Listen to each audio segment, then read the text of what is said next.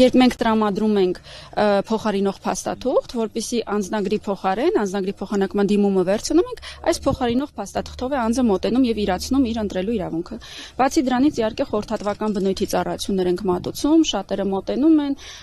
եւ անակնկալի գալով, որ իրենց տան հասցեում հայտնաբերել են այս կամ այն անուն ազգանունով անձի, որը իրենց ծանոթ չէ, խնդրում են հեռացնել հաշվառումից կամ պարզաբանում են խնդրում եւ այդ տեսակ ուրեմն խորհրդատվական ծառայություններ ենք մատուցել, նման 52 այց ենք սպասարկել, մինչեւ 10-ի հասնող այսպիսի այցելություններ էլ ունեցել ենք մեր այսօրվա շրջիկ գրասենյակում, որ կրկին տեղակայված է համայնքում, որ սպասարկենք նաեւ համայնքի մյուս հատվածում գտնվող բնակիչներին, չստիպելով նրանց հասնել անձնագրային ծառայություն։ Իսկ ինչ կասեք այն մասով, որ նույնիսկ մահացած մարդկանց, անուններն են ընտրացուցակներում հայտնվել, այդ մասով քանի դեպք է արձանագրել։ Քաղաքացիները չգիտեն ինչ անել, ինչու է այդպես լինում, որ մահացածները հայտնում են իրենց տաներից։ Տեսեք, մենք բազմաթիվ անգամներ այս իրավիճակը լուսաբանում ենք, պարզաբանում ենք, իհարկե չենք զլանում ամեն անգամ կրկնելու, որ մահացած անձի տվյալները դուրս են բերվում բնակչության պետական ռեգիստրից եւ համապատասխանաբար նաեւ ընտրողների ցուցակներից, երբ որ լիազոր պետական մարմինը ունենում է ինֆորմացիա, որ անձը մահացած է։ Սա բնականաբար ինչ-որ գործողություն է ենթադրում, որ այդ ինֆորմացիան փոխանցվի տվյալ դեպքում միգրացիա եւ քաղաքացիական ծառայություն։ Փոխանցվում է արդարադատության նախարարության քաղաքացիական ակտերի գրանցման գրասենյակի։ Եթե այդ ինֆորմացիան ԶԱԳՍ-ը ժողովրդի կենցաղային լեզվով ասած չի ունենում եւ մեզ չի փոխանցում, անձը դուրս չի բերվում ցուցակից, որ դեպքերում է նման իրավիճակ ստեղծում, երբ ոլորտի լիազոր մարմինը չունի գրանցված մահվան մասին ինֆորմացիա։ Երբ մահը գրանցվում է Հայաստանի Հանրապետության սահմաններից դուրս, հուղարկավորությունը կատարվում է սահմաններից դուրս կամ նույնիսկ անկախ այդ հանգամանքից, երբ Հայաստանի Հանրապետությունում հարազատները ձեռք չեն բերում մահվան վկայական։ Այդ պարագայում անձը մնում է այնքան, մինչև ընտանիքի անդամը կամ որևէ հարազատը Սովորաբար դա լինում է ժառանգության համատեքստում, երբ ժառանգության հարցերով են ընտանիքի անդամները զբաղվում, այդ ինֆորմացիան հայտնի են դարձնում լիազոր մարմնին։ Ես նշեմ, որ հենց այս նպատակով նաև նախարարի հրամանով, ներքին գործերի նախարարի հրամանով համայնքային ոստիկանները տևական ժամանակ մինչև ընտրությունները շրջում են հասցեներով նման դեպքերը բացահայտելու, համապատասխան արձանագրություններ կազմելու համար, բայց իհարկե 100%-անոց արդյունք հնարավոր չի լինում ապահովել, որովհետև ձեռքով աշխատանք է, ավտոմատացված չէ, եւ բացի դրանից կրկին անգամ շեշտադրեմ, որ մենք ընտրությունների նշանակման օրվանը նախորդող 40-րդ օրը հրապարակում ենք նախնական ցուցակները, այնուհետև որոշակի ժամանակահատված առաջ տվյալ պարագայում նոյեմբերի 9-ին Կիրակի օրը հրապարակվել են վերջնական ցուցակները եւ այս իրազեկման ու հրապարակման աշխատանքների իմաստը հենց դա է դուրս բերել անճշտությունները ցուցակներից։ Տեսեք, երեք Facebook-յան օգտատեր Հարություն Խաչիկյանը գրառում է արել ու նաև ներքին գործերի նախարարության ու ինձնական ընտրական հանձնաժողովին նշել, որ իրենց տան հասցեում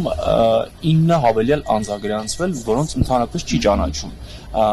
Այդ մարդիկ նույն ազգանուններով են, նույն հայրանուններով։ Մարդը ազանգ է հնչեցնում, որ տեսեք մեր տան վրա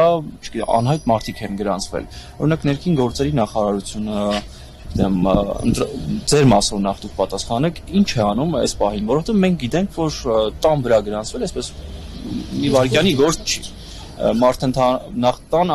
տանտիրոջ համաձայնությունը պետք է լինի։ Այս մարդն ասում է, որ մենք չենք ճանաչում առհասարակ ովքեր են։ Այ գնացել եք այդ մարդկանց հետևից, թե ոնց եք հայտնվել դուք այդ մարդկանց տանը։ Մարդկանց չէ, բայց ինֆորմացիայի հետևից իհարկե գնացել ենք եւ իհարկե բոլոր համարժեք ստուգումները արվում են ցանկացած ահազանգի հետքերով, ավելին 3 է նման այդ ձեր վկայակոչած հրապարակումը տեղի ունեցել հենց 3 շատ կարճ ժամանակ անց պարզաբանում ենք հրապարակել եւ էլի կային այսօր նմանօրինակ դեպքեր։ Ինչպես է կատարվում հաշվառումը։ Նախ այս դեպքով նշեմ, որ վկայակոչված մինչև 10, ոչ ավելին։ Ձեր վկայակոչած դեպքով այդ հաշվառումները կատարվել են դեռևս 90-ական թվականներին, միայն մեկն էր, որ 21 թվականին էր կատարվել, այսինքն նույնիսկ այդ վերջին հաշվառման պարագայում դժվար է վերագրել, որ սա հատուկ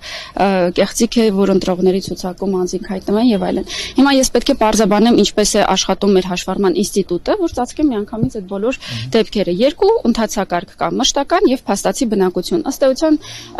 հանրության ակնկալիքներն է, որ ընտրում են բոլոր նրանք, ովքեր այս պահին ապրում են այս համայնքում։ Դա այդպես չի։ Մենք ուրեմն ոչ նման մեխանիզմով աշխատող բնակչության ռեգիստր ունենք, ոչ էլ ընտրական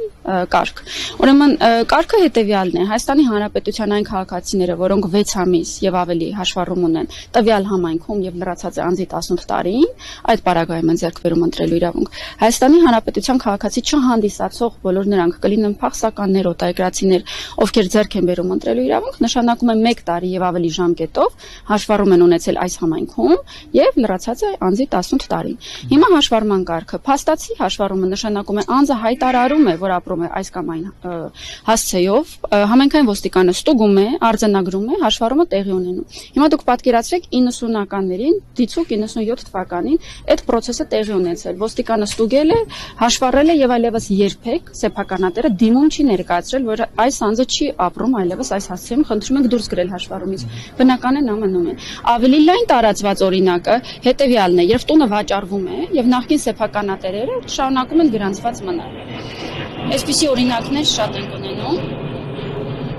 Ձեր նշած այսօրվա, այսինքն իմ վկայակոչած դուք հարցրիք, քանի նման օրինակ ահազանգ եք ստացել, ես նշեցի մինչև 10, գերակշիռ մեծամասնությունը նախկին սեփականատերերն են։ Եվ ոչ մի դեպք չենք ունեցել, երբ այս տարի կատարված որևէ հաշվառում լինի եւ նման տարօրինակ իրավիճակ լինի, որ չենք ճանաչում ինչպես է հաշվառվել։ Դրանք շատ հին դեպքեր են լինում եւ հիմքերը հանում ենք, երբեմն այնքան հին են, որ հիմքերն էլ ոչնչացված են համապատասխան իրավական ակտերով եւ ուրեմն պարզաբանում ենք կարգը պարզապես։ Իսկ առավոտից մինչև 14:00-ի պահականի խախտման դեպքի մասին են ձեզ հայտնել, քանի հաղորդում է ներկայացվել։ Ինչի խախտման։ Տեսեք, մեզ ներկայացնում են ընտրական ցուցակների հետ կապված դեպքերը, անձինք մոտենում են եւ ես արդեն թվերը նշեցի, երբ որ նշում եմ, որ մի քանի տասնյակ ուրեմն տեղեկանք ենք տրամադրել, որպեսզի անձինք չլինելով ընտրական ցուցակներում հայտնվեն լրացուցիչ ցուցակում եւ իրացնեն իրենց ընտրելու իրավունքը, նշանակում է կարող է նշանակել դիցուկ հետեւյալ իրավիճակը, որ նախնական ցուցակների հրապարակման պահին կամ նույնիսկ վերջնական ցուցակների հրապարակման պահին անձի 18 տարի լրացած չի եղել։ Եվ հիմա նոր է լրանում այս հաշված օրերի ընթացքում եւ հիմա ենք տրամադրում տեղեկանք, որպեսզի մասնակցի։ Նման օրինակ դեպքեր են, միայն մեկ ահազանգի հետքերով է կարիք առաջացել հատուկ ուսումնասիրություն սկսելու, անձը հրաժարվել է բողոք ներկայացնել, այնուամենայնիվ ահազանգը ստացվել է զանգի միջոցով, զանգի արձանագրության հիման վրա մենք ուսումնասիրությունը կսկսենք։ Տիկին Դավթյան,